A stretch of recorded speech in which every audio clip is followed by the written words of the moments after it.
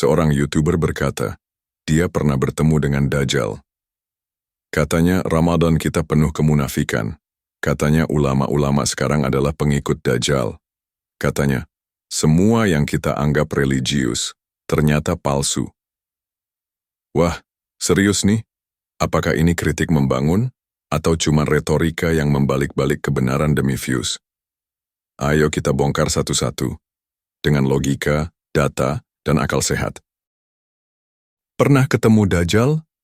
Klaim seperti ini jelas memancing rasa penasaran, tapi di balik sensasinya, ada pertanyaan mendasar yang harus kita ajukan. Klaim ini berdasar pada apa? Apakah itu pengalaman spiritual pribadi?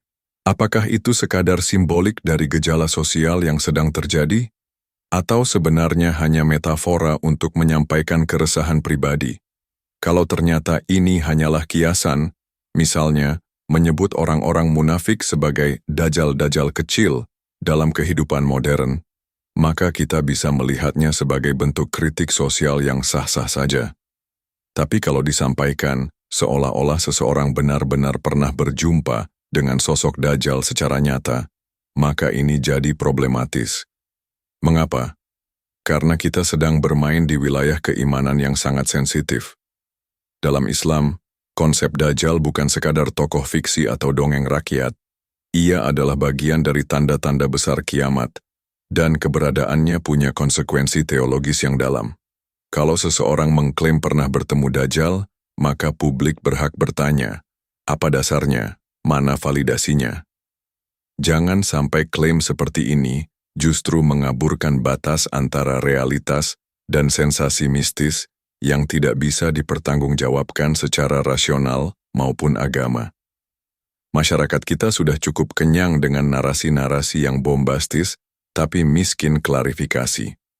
Maka penting bagi kita untuk tetap waras, berpikir kritis, memilah mana kritik yang membangun dan mana opini yang hanya bermain-main dengan emosi serta mitos.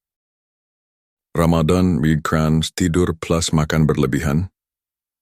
Guru Gembul menyebut bahwa selama Ramadan, orang Indonesia justru cenderung lebih banyak tidur dan makan secara berlebihan.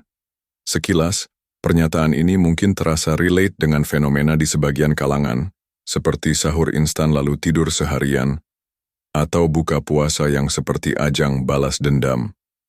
Tapi menyamaratakan bahwa itulah wajah Ramadan umat Islam secara keseluruhan, itu terlalu gegabah. Faktanya, Ramadan justru menjadi momen di mana semangat ibadah meningkat tajam. Masjid-masjid dipenuhi jamaah tarawih, tadarus Al-Quran menggema hampir di setiap kampung, dan berbagai komunitas sibuk mengadakan kegiatan sosial. Ada yang turun ke jalan membagikan takjil gratis, ada yang menggalang dana untuk kaum duafa, bahkan banyak yang memperkuat ukhuwah dengan memperbaiki hubungan keluarga dan sosial. Makan dan tidur berlebihan bisa jadi memang ada, tapi itu bukan ciri khas Ramadan.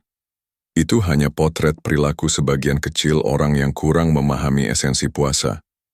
Seakan-akan Ramadan menjadi kambing hitam atas pola konsumtif yang sebenarnya bisa terjadi di luar bulan suci sekalipun. Yang perlu disorot justru bagaimana Ramadan memberi kesempatan besar untuk refleksi diri, menahan hawa nafsu, dan memperkuat kepedulian sosial. Menilai Ramadan hanya dari sisi konsumtif sama saja seperti menilai lautan hanya dari buih di permukaannya, dangkal dan menyesatkan. Jadi daripada menyudutkan Ramadan sebagai bulan tidur dan pesta makanan, bukankah lebih jujur jika kita akui bahwa Ramadan juga bulan semangat, solidaritas, dan spiritualitas yang mendalam? Ulama Omar soal pengikut Dajjal? Serius? Tuduhan seperti ini bukan cuma kontroversial tapi berbahaya.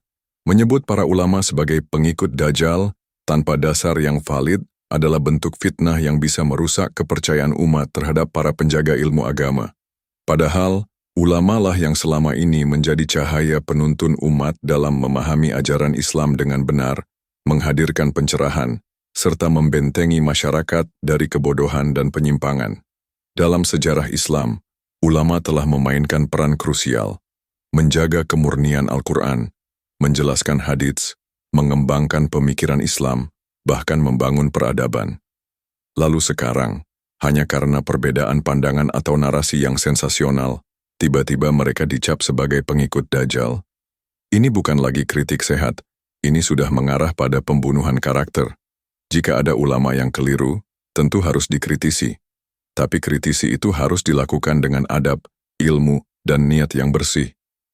Bukan dengan caci maki, tuduhan tanpa bukti, atau framing menyesatkan yang membakar emosi penonton.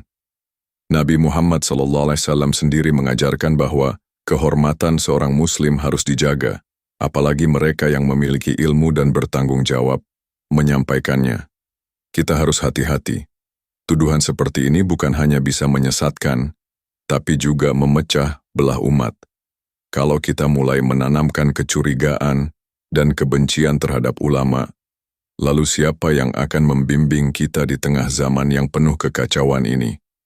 Islam mengajarkan keadilan, bukan asal tuduh, mengajarkan husnudzan, bukan menebar fitnah. Jadi mari kita kritis, iya, tapi tetap waras, tetap adil, dan tetap menjaga marwah ilmu. Penyebab kemunduran? Katanya umat Islam jadi mundur karena terlalu sibuk memperdebatkan hal-hal abstrak seperti zat Allah, sifat-sifat Tuhan, surga dan neraka, sementara dunia nyata, seperti krisis air, kemiskinan, atau teknologi, justru diabaikan. Klaim ini terdengar lugas dan seolah-olah menyentil realitas, tapi apakah benar sesederhana itu? Faktanya, sejarah membuktikan bahwa peradaban Islam justru mengalami masa keemasan ketika para ulama dan cendekiawannya mendalami filsafat ketuhanan sekaligus sains secara bersamaan. Di era keemasan Baghdad misalnya, tokoh-tokoh seperti Al-Farabi, Ibn Sina, dan Al-Kindi tidak hanya membahas metafisika, tapi juga kedokteran, astronomi, matematika, dan logika.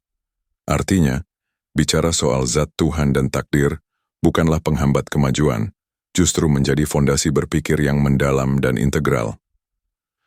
Hari ini pun banyak ilmuwan dan pemikir Muslim modern yang aktif di bidang sains, ekonomi, kebijakan publik, dan lingkungan. Mereka adalah bukti bahwa spiritualitas tidak harus bertentangan dengan kepedulian sosial. Jadi, menuduh umat Islam secara general sibuk pada hal-hal teologis dan melupakan dunia adalah bentuk penyederhanaan yang menyesatkan. Lagi pula, pembahasan tentang Tuhan, takdir, dan akhirat bukan sekadar perdebatan kosong. Itu bagian dari warisan intelektual Islam yang kaya dan mendalam. Ketika umat Islam berdiskusi soal esensi Tuhan atau filsafat eksistensi, itu bukan tanda kemunduran. Justru itu memperlihatkan bahwa agama ini membuka ruang kontemplasi dan refleksi yang dalam, yang pada akhirnya bisa memperkaya pemahaman hidup, termasuk soal bagaimana kita harus berperan dalam menyelesaikan masalah dunia. Jadi, menyalahkan diskursus teologis sebagai penyebab utama kemunduran peradaban Islam jelas tidak adil. Yang seharusnya dikritik bukanlah topik yang dibahas, tapi bagaimana kita mengelola ilmu, integritas, dan tindakan nyata dalam kehidupan sosial. Fatwa sepak bola dijadikan bahan cibiran. Fatwa, apapun bentuknya, adalah produk ijtihad dari para ulama yang memikul tanggung jawab besar. Mungkin tidak semua orang setuju, mungkin terasa tidak relevan bagi sebagian kalangan, tapi menjadikannya bahan lelucon atau cibiran bukanlah sikap intelektual, apalagi adil. Kritik tentu boleh, bahkan perlu. Tapi cara kita mengkritik juga mencerminkan sejauh mana kita memahami etika dalam berdiskusi. Ketika ada fatwa yang terdengar aneh atau tidak masuk logika, sikap bijaknya bukan mencibir, tapi mengkaji. Apa dasar hukumnya? Apa konteks sosial yang melatar belakangi keluarnya fatwa itu? Mungkin ada dalil yang kurang kita pahami, atau konteks tertentu yang tidak kita ketahui. Karena fatwa tidak turun begitu saja, ada proses panjang, kajian mendalam, dan pertimbangan maslahat umat. Membalas fatwa dengan cemoohan hanya akan membuat masyarakat makin jauh dari ilmu. Orang awam bisa ikut-ikutan mentertawakan tanpa tahu duduk persoalannya. Ini bisa menumbuhkan sikap sinis terhadap lembaga keagamaan, dan yang lebih berbahaya, mengikis kepercayaan terhadap otoritas ilmu dalam Islam. Kalau kita mengaku berpikir kritis, maka buktikan dengan argumentasi yang jernih, bukan dengan satire murahan. Kalau ada fatwa yang dinilai bermasalah, jawab dengan ilmu, diskusi terbuka, atau bahkan tulis bantahan secara ilmiah. Bukan dengan mengajak publik mentertawakan syariat yang justru butuh penjelasan bukan penghakiman. Karena di balik setiap fatwa, ada usaha untuk menjawab tantangan zaman dengan tetap berpegang pada prinsip Islam. Dan itu seharusnya dihargai, meskipun kita tidak selalu setuju. Yang religius itu sebenarnya paling munafik. Pernyataan seperti ini seringkali terdengar lantang, namun sebenarnya sangat berbahaya. Mengatakan bahwa orang yang terlihat religius itu pasti munafik adalah bentuk generalisasi yang tidak adil, bahkan bisa menjadi fitnah besar. Seolah-olah kesalehan lahiriah dianggap sebagai topeng palsu yang otomatis mencurigakan. Padahal, Islam jelas mengajarkan untuk tidak menghakimi hati seseorang. Nabi Muhammad SAW sendiri tidak pernah menilai orang dari pakaiannya saja, tapi dari akhlak dan konsistensinya terhadap iman. Menyederhanakan masalah kemunafikan hanya berdasarkan penampilan bisa membuat kita terjebak dalam standar moral ganda. Yang pakai peci belum tentu suci, benar. Tapi yang pakai hoodie, celana robek atau gaya bebas juga belum tentu lebih jujur atau tulus. Tidak ada jaminan bahwa penampilan sederhana atau anti-mainstream otomatis menunjukkan hati yang bersih. Justru standar seperti ini membalikkan nilai-nilai keadilan dalam Islam, di mana kita diajarkan untuk menilai berdasarkan ilmu dan akhlak, bukan asumsi dangkal. Kita juga harus jujur. Tuduhan seperti ini sering muncul karena pengalaman buruk dengan oknum. Tapi 1-2 kasus tak bisa digunakan untuk menyapu semua orang yang tampak religius.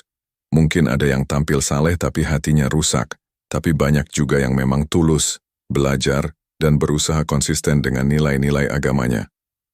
Daripada saling tuduh dan menciptakan narasi saling curiga, lebih baik kita saling mengingatkan. Jangan jatuh pada jebakan ironi. Mengaku benci kemunafikan, tapi justru menciptakan stigma yang memicu permusuhan dan suuzan. Islam mengajarkan husnudzan, berbaik sangka, dan tabayyun, klarifikasi. 2 prinsip yang harusnya dijadikan dasar, bukan diabaikan demi sensasi atau kritik yang tidak bertanggung jawab. Kritik itu penting, tapi cara menyampaikan kritik juga nggak kalah penting. Kalau niat kita mau membangun umat, mari berdialog dengan adab, dengan data, dan dengan hati. Daripada hanya membongkar keburukan, yuk kita bareng-bareng bangun solusi. Karena Islam bukan cuma tentang melawan sistem, tapi juga menciptakan peradaban.